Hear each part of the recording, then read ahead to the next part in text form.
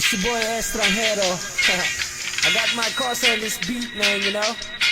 Igmaan Records got beat, what's up, man? You know.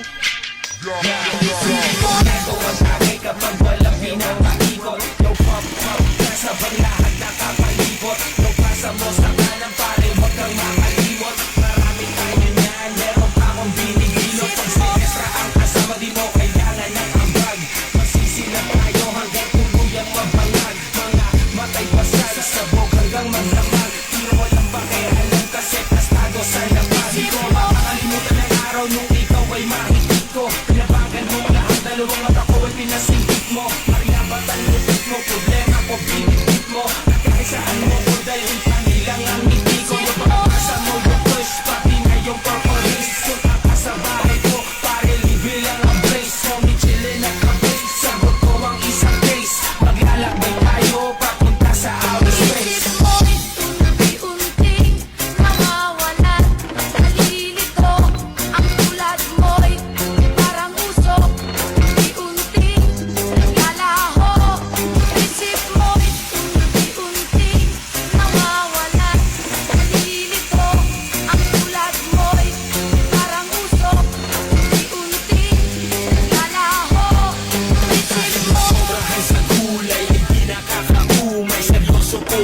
Ang sinasabi ko ay tunay. Ang kaba ng galing o mahal kong momay. Pagkatapos ng tingnan, isusunod ko na ang monay. Hindi ko na sa akin ikay mawala. Kahit madalas man ako tulala. Kahit tingin ng iba ay masama sa problema ko, ikaw ang pampawala. Namumukod dangin ang iyong amoy. Kapag dinilaan ka na ng apoy, hitit buga, kasalanan na di ko pwede ikabuha. Ang gustang pagaling.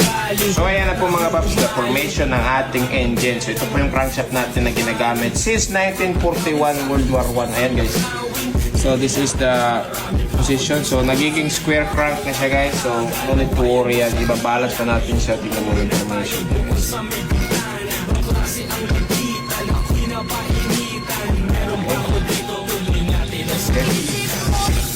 So smooth na talaga siya guys. Promise ko sa inyo guys na walang vibrate to. Mas vibrate pa yung stock nito.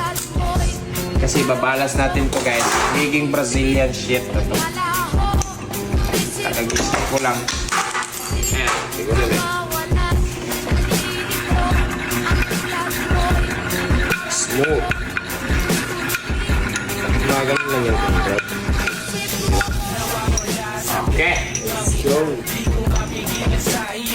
maging bita sa tuwing umiinom ako ay namimiss kita. Dito ka sa tabi ko para maitis kita. Sindihan at ibitin at ipasa sa kasama. Chillin ng lahat, steady na patawa-tawa. Miss marijuana na masarap kasama. Ikaw ang best ko na pang-alis ng drama. Natutulala habang naglalakbay sa hangin. Sabayan mo ng MC kapag medyo kukulangin. At medyo ginugutom, sabayan mo lang makanin. Ng sigarilyo pagkatapos mo kumain. Inabasa kahit marami ka pakagalit. Marami klase kay Coco, ikaw lang hindi ko pinagpalit. Astig kasi pag malapit, kumakit ng mahigpit. Ililipat kita sa langit, basta huwag kang pipihit.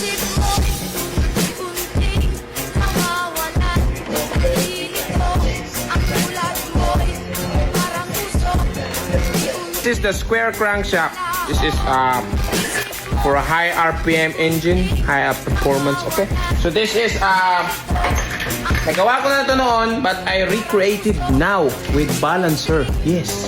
This is a square crankshaft ng Rusi 250. So ginawa kong square because I want the RPM to 6 speed. Kailangan ko ubusin yung 6 speed. So this is the design I made. This is a square crank with a gear balancer driven. So it's not gonna be vibrate. Bakit? Bakit hindi vibrate yan? Because I'm balancing it na, di ba? So kahit anong gawin natin, kahit anong crankshaft, shape of your crankshaft, it will not be vibrate because if you know how to use your brain. Okay?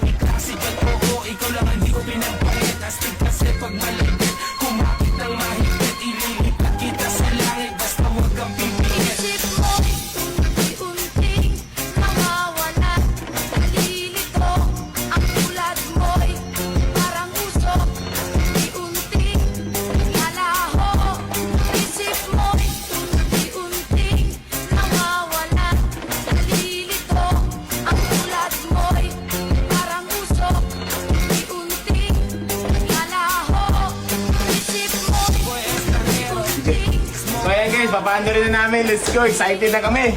Kagirog.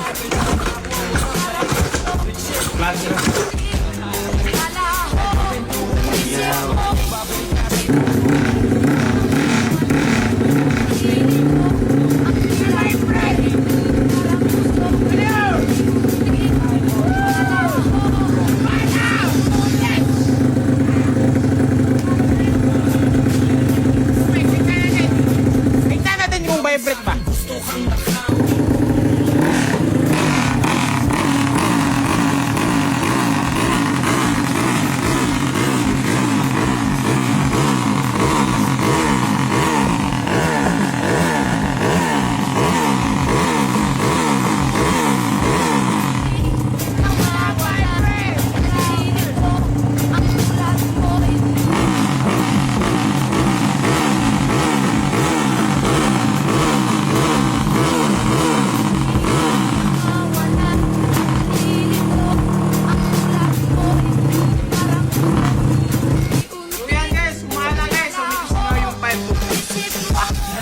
Walang vibrate, sabi ko sa inyo ayos ito. Gumana na naman ang experiment. So gagawa tayo ng crankshaft na ganon pang trail bike. So itatry natin sa kay 2K guys. Okay guys, let's go. Tara.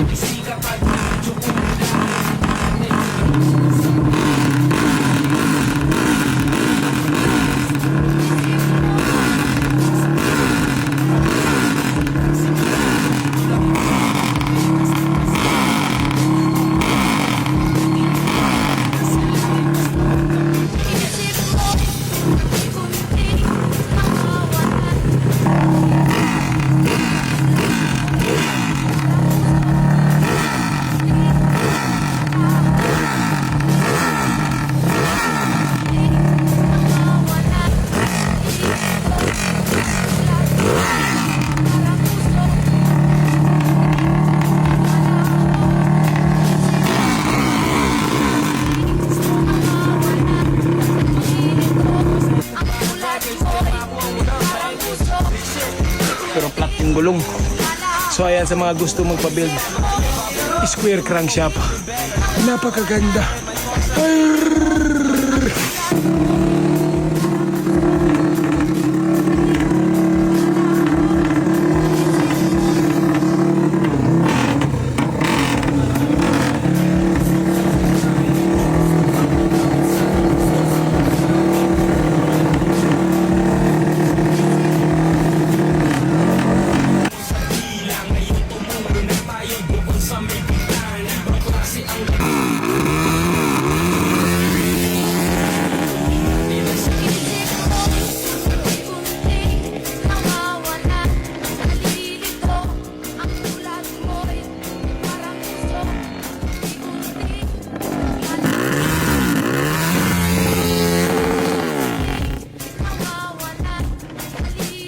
Hindi niya kaya guys. Nilagyan ko nga ng limiter kasi alam ko hindi niya kaya yung power eh.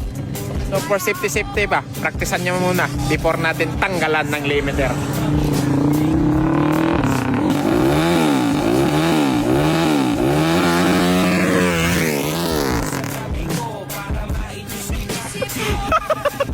Nagmaangat eh.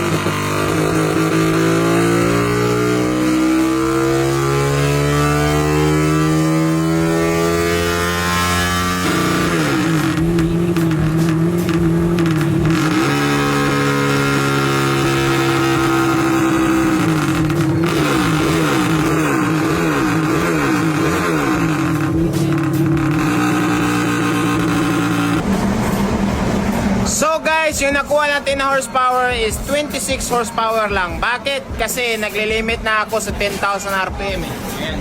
Yung gamit natin stock CDI ng Wave 125. Kasi nga, big break in pa tayo. Yung gusto kong gamitin sana is ito, pitch bike. Pero ang problema, hindi ko pa siya matugma sa kailangan ng makina. Kaya, kailangan pa natin siyang i-develop kasi break-in pa din to eh. Hindi mo din pwedeng i-full blast talaga. Sabog eh. Kasabog to. Kasi, rusi eh. But, anyway, ayos naman talaga guys yung torque niya. Sakto lang, 26. Hindi kasi ano eh. Ayan, kung makikita mo dito sa graph natin, ayan o. So, ayan doon lang lahat ito. So, aakit pa yung HP. Sobrang aakit pa talaga, sobra. Pero, hindi na aakit dahil sa ano eh. Ayan oh, makikita mo dito, mayroon dito, ito yung ano, ito yung. Ayan guys, oh, makikita natin sa graph guys, oh, kasi yung limit natin 9,000 plus lang eh. So, dito pa lang guys, nag 26 HP na siya. So, bumaba siya dahil limit eh, baba, ganyan. Dito lang yung limit yan eh, gumaganon lang. So, kung wala yung limit, kukuha tayo ng mga 30 horsepower dito. Kasi, yung setup natin dito is parang ano lang siya, super stock lang eh. Kasi, yun, stock bore, stock stroke, modified crankshaft, stock head niya, naka-cams lang, at saka card. So, bale, super stock lang to siya eh. Pero malakas na yan, 26 horsepower. Bihira na yan, papatay na yan ng mga Aerox Inmax kasi dahil sa timbang niya eh. Tapos 6 speed pa siya. So may kambya pa siya na ano, 6 stock. So malakas siya kasi sa torque naman niya, grabe ang torque niya talaga doon sa race track talaga. Dito, medyo sakto lang din kasi yung torque niya dito 23 lang. Pero yung top speed niya, ayan yung top speed niya dito, 166. Ganyan kalakas yung ano niya, top speed. So malakas siya, malakas. Yung problema na natin, limiter. Ayoko munang tanggalan ng limiter kasi kakabuo pa lang natin. Tapos wala naman tayong mahanap na pyesa dito. Mahirap to ang pyesa. Mahirap maghanap ng pyesa nito. Lalo na yung head, mahirap talaga. Pero same lang siya sa XR, XLR, ganyan. Pero yun, mga goods naman. Pagtanggalan natin ng CDI yan, mapapalo to sure ball mga 30 to 35. Yan yung estimated ko na HP talaga niya kasi 250. Pero check natin yun sa online kung ilan ang HP ng stock at ilan yung nadagdag natin. Tignan natin. So guys, chinek ko guys yung Rossi 250 guys na sa stock niya na HP is nasa 17 HP lang. Yung sa atin 26. So nadagdagan ng 9 HP guys. So matik guys, napakaganda guys. Pati yung torque niya guys, yung torque niya is nasa 60 na ata. Yun, ganyan. Yung torque natin ngayon 23 na. So malaki yung nadagdag natin. So by the way guys, yung spark niya guys is still stock. So from the factory pa rin siya. Yung internals talagang minodify lang ng tarantadong mekanikong ako. So ginawa akong super ultra stock, diba? Gets? Pero pag tinanggalan ko yun ng limiter, sure ball yun na mag 30 horsepower or more. Kasi naglilimit siya doon. Kung saan siya naglimit, doon din siya nag-stop mag-gain ng HP. So ganyan lang kasimple guys ang technique guys. So kasi sa sobrang taas ng stroke niya, 68, stock stroke yan eh. Yung piston speed lalagpas na sana eh. So kailangan yung RPM na best para sa kanya is 12,000 lang talaga. So yung RPM limit ng stock ng XRM 9 lang eh. So hanggang doon lang talaga yung power niya. But soon, let's try it, okay? 100% duplicated cam profile of the champion, 2K budget.